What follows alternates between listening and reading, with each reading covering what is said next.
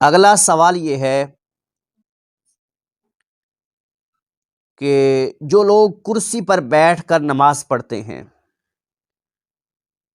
اگر کوئی رکوع میں زیادہ جھکے اور سجدے میں کم جھکے تو کیا اس کی نماز ہو جائے گی؟ ایک شخص کرسی پہ بیٹھ کے نماز پڑھتا ہے، رکوع میں زیادہ جھکتا ہے اور سجدے میں کم جھکتا ہے، تو کیا اس طرح اس کی نماز ہو جائے گی؟ یہ سوال ہے۔ جواب سماعت فرمائیے۔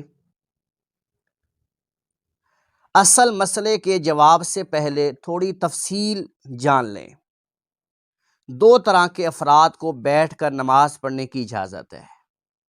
کتنے طرح کی؟ دو طرح کے افراد کو بیٹھ کر نماز پڑھنے کی اجازت ہے۔ پہلا، جو شخص قیام نہیں کر سکتا لیکن رکوع اور سجود کر سکتا ہے۔ پہلا وہ شخص جو رکوع بھی کر سکتا ہے، سجدہ بھی کر سکتا ہے لیکن کھڑا نہیں ہو سکتا، قیام نہیں کر سکتا، پہلا وہ شخص۔ اور دوسرا وہ شخص کہ قیام تو کر سکتا ہے، یعنی کھڑا تو ہو سکتا ہے لیکن رکوع اور سجدہ نہیں کر سکتا۔ اب یہ دو طرح کے افراد ہیں جو بیٹھ کر نماز پڑھ سکتے ہیں۔ پہلا ایک شخص ہے جو کھڑا نہیں ہو سکتا، قیام نہیں کر سکتا لیکن رکوع اور سجدہ کر سکتا ہے، اور دوسرا کہ وہ کھڑا تو ہو سکتا ہے لیکن رکوع نہیں کر سکتا یا سجدہ نہیں کر سکتا۔ تو اب ان میں سے جو پہلی قسم کے لوگ ہیں، یعنی جو کھڑے نہیں ہو سکتے، رکوع کر سکتے ہیں، سجدہ بھی کر سکتے ہیں، کھڑے نہیں ہو سکتے، تو ان کے لیے لازم ہے، ضروری ہے کہ وہ رکوع اور سجود باقاعدہ طور پہ کریں گے، یعنی پورا رکوع بھی کریں گے اور سجدہ بھی زمین پر ہی کریں گے۔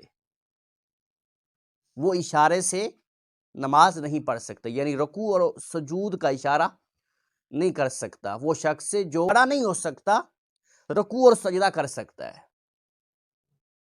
کھڑا نہیں ہو سکتا، قیام نہیں کر سکتا لیکن رکوع اور سجود کر سکتا ہے، تو ایسا بندہ باقاعدہ طور پہ رکوع اور سجود کرے گا، یعنی وہ اشارہ نہیں کر سکتا، یعنی اشارے سے نماز نہیں پڑھ سکتا جیسے اشارہ رکوع اور سجود کا کیا جاتا ہے، بلکہ وہ باقاعدہ طور پہ زمین پر سجدہ کرے گا۔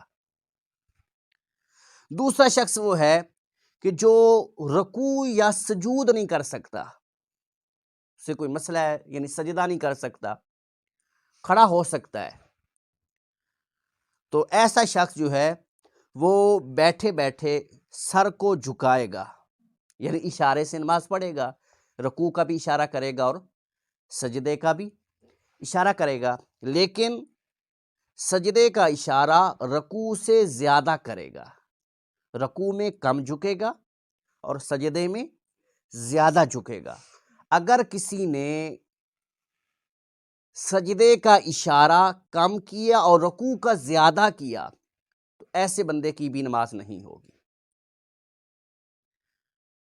واللہ عالم ورسولہ عالم عز وجل، وصلی اللہ تعالی علیہ وعلی آلہ وصحبہ وسلم۔